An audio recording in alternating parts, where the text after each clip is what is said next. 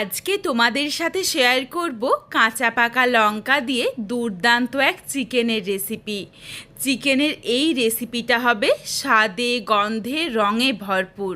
বাড়িতে অবশ্যই একবার হলেও এইভাবে চিকেন রান্না করে দেখো। আর চিকেনের এই রেসিপিটা সব কিছুর সাথেই বেশ ভালো লাগে।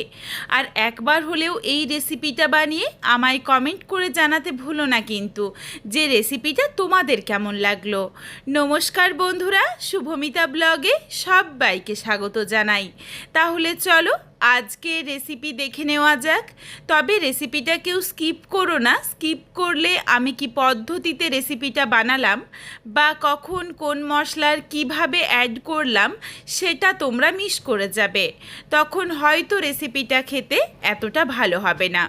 এখানে আমি প্রথমেই 1 কিলো 500 গ্রাম চিকেন নিয়েছি। চিকেনটাকে ধুয়ে পরিষ্কার করে জলটা খুব ভালোভাবে ঝরিয়ে নিয়েছি। আর এখানে কয়েকটা আলু বেশ একটু বড় বড় করেই কেটে নিয়েছি। আলু তোমরা চাইলে দিতে পারো, না চাইলে বাদ দিতে পারো। এরপর মিক্সিং জারে দিয়ে দিচ্ছি কিছুটা পরিমাণে আদা রসুন। এখানে কিন্তু আমি 1.5 কিলো চিকেনের পরিমাণ অনুযায়ী আদা রসুন দিয়েছি। এরপর তোমরা যদি চিকেনের পরিমাণ কম বা বেশি করে নাও সেই ক্ষেত্রে অবশ্যই মশলার পরিমাণটাও কম বেশি করে নিও। এখানে দেখো 1.5 কিলো চিকেনের জন্য এই আদা রসুনটাই যথেষ্ট। তবে এখানে মিক্সিং জারটা একদম ভর্তি হয়ে গিয়েছিল, এই জন্য চলো প্রথমে আগে আদা রসুনটা বেটে নিই, তারপর এর সাথে একে একে আরও কিছু মশলা অ্যাড করব। মিক্সিং জারটা দেখো ঘুরিয়ে নিয়েছি, তারপর বেশ অনেকটা কমে গেছে। এরপর এর সাথে দিয়ে দিলাম ছোট্ট সাইজের একটা পেঁয়াজ কুচি আর বেশ কয়েকটা পাকা লঙ্কাই এখানে আমি ব্যবহার করছি। তবে তোমাদের হাতের কাছে যদি পাকা লঙ্কা না থাকে তাহলে চাইলে তোমরা কাঁচা লঙ্কাও দিতে পারো। দেখো পাকা লঙ্কাটা দিয়েছি বলে কালারটা কিন্তু খুবই সুন্দর এসেছে। এরপর এই পাকা লঙ্কা দিয়ে বেশ ভালোভাবে মিহি করে পেস্ট করে নিয়েছি।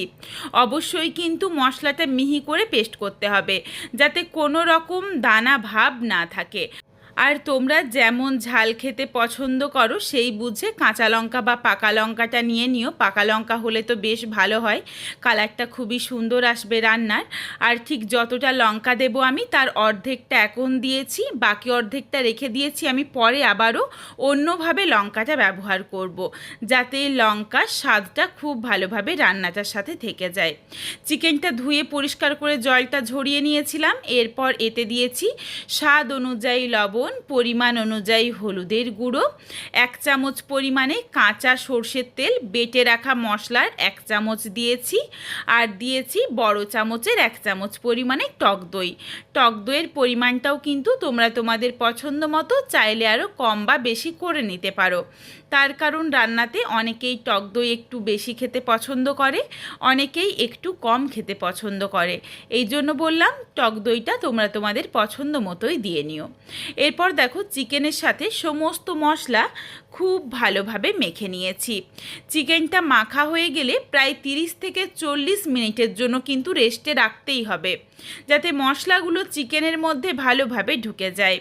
এরপর কড়াই গরম করে প্রথমেই অল্প পরিমাণে সর্ষের তেল গরম করে নিলাম আর বড় বড় করে কেটে রাখা আলুগুলো দিয়ে দিচ্ছি। আলু দিয়ে নাড়াচাড়া করে আলুটা একটু লালচে রং ধরিয়ে ভেজে নেব। তবে আলু ভাজার সময় লবণ বা হলুদ কোনো কিছুই দেওয়ার দরকার নেই। উল্টে পাল্টে দেখো বেশ আলুটা একটু লালচে রং ধরিয়ে ভেজে নিয়েছি। এরপর তেলটা ঝরিয়ে আলুটা তুলে রাখলাম। কড়াইয়ের মধ্যে বেশ কিছুটা তেল রয়েছে, এর সাথে আমি আরও কিছুটা সর্ষের তেল অ্যাড করে নিচ্ছি। রান্নাটা অবশ্যই সর্ষের তেলেই করতে হবে, আর তেলের পরিমাণ কিন্তু তোমরা তোমাদের পছন্দ মতো চাইলে আরও কম বা বেশি করে নিতে পারো। এখানে আমি বেশ কিছুটা তেল দিয়ে দিয়েছি। এই তেলের মধ্যেই কিন্তু মশলা ভালোভাবে কষানো হয়ে যাবে, আর বেশি তেল দেব না, তার কারণ চিকেন থেকে কিন্তু বেশ খানিকটা তেল ছেড়ে আসে। তেল গরম হয়ে গেলে ফোড়নে দিয়েছি তেজপাতা আর 1 চামচ পরিমাণে চিনিও দিয়ে দিয়েছি তেলের মধ্যে। এই চিনিটা গলে যাওয়া অবধি অপেক্ষা করব। আর এর সাথে দিয়ে দিলাম গোটা গরম মশলা ফোড়নে, যার মধ্যে রয়েছে ছোটো এলাচ, লবঙ্গ, দারচিনি। পেঁয়াজ দিয়ে নাড়াচাড়া করে পেঁয়াজটা বেশ একটু লাল লাল করে ভেজে নিয়েছি। তেলের মধ্যে চিনিটা দেওয়ার জন্য দেখো পেঁয়াজটা সহজেই সুন্দর একটা লালচে রং ধরে গেছে। এরপর দিয়ে দিয়েছি ছোট্ট সাইজের একটা টমেটো, আর বেটে রাখা মশলার বাকি যেটুকু ছিল সেটা পুরোটাই দিয়ে দিয়েছি। টমেটোটা কিন্তু কমই দিয়েছি, খুব বেশি দিলাম না, তার কারণ এখানে টক দইয়ের ব্যবহার রয়েছে। বেশি টমেটো দিলে কিন্তু টক হয়ে যাবে, এই জন্য সামান্য একটু টমেটো দিয়ে নিও। এরপর নাড়াচাড়া করে এই মশলাটা বেশ কিছুক্ষণ সময় নিয়ে খুব ভালোভাবে কষিয়ে নিয়েছি।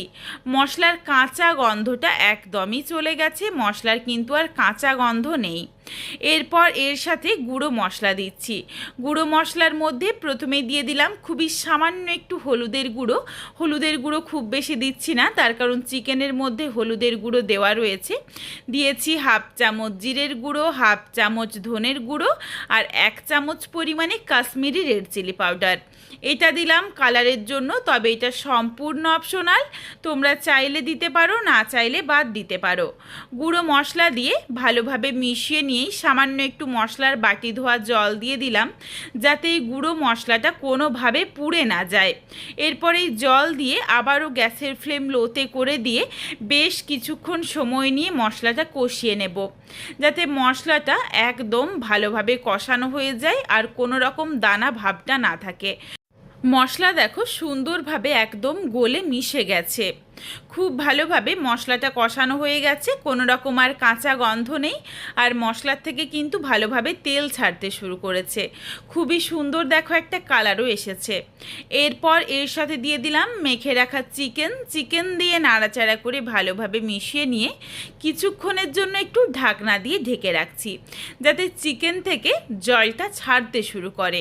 তারপরেই কিন্তু ভেজে রাখা আলুগুলো দিয়ে দেব, তার কারণ চিকেন রান্না হতে খুব বেশি একটা সময় লাগে না। আলু যদি খুব বেশি দেরি করে দেওয়া হয় তখন আবার আলুগুলো শক্ত থেকে যেতে পারে।